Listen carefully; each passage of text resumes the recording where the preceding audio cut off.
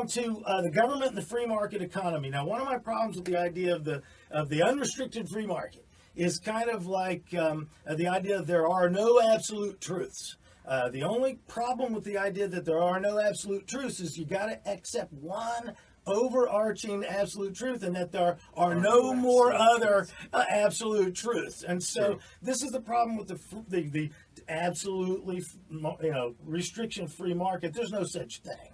It's true, and if you notice, the Libertarian Party seeks to eliminate force, fraud, and coercion, so even they are not talking about a completely unfettered market. You know, what a lot of people like to say is capitalism run wild, or crony capitalism. Yeah, that sort of thing. Yeah, corporate welfare. Right. Otherwise, that's all force, fraud, and coercion in some form or another. And the Libertarian Party believes that that shouldn't exist. And so this is not novel. We already have laws in place according to the U.S. Constitution.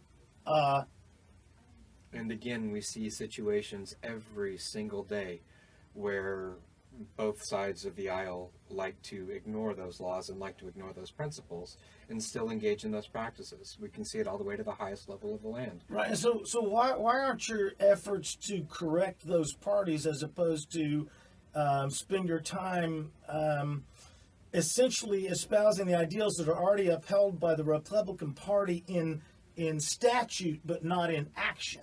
Because the Republican Party is inherently flawed in that it seeks to use government force as its course of action, which is what the problem is to begin with. The fact that these government officials have all this power, they have the ability to initiate these laws that are extra-constitutional, as you and I both agree, right, and are able to enforce those on society as a whole, despite the fact that it is against the platform and it's against their stated ideals. I believe that that's human nature. You know, human nature, if they are given power, they are going to try to wield that power to what they see as the most favorable outcome. And inevitably, that's going to be infringing on other people's rights. So rather than using the government to create those situations, they want to remove the power from the government, so that's never a problem to begin with.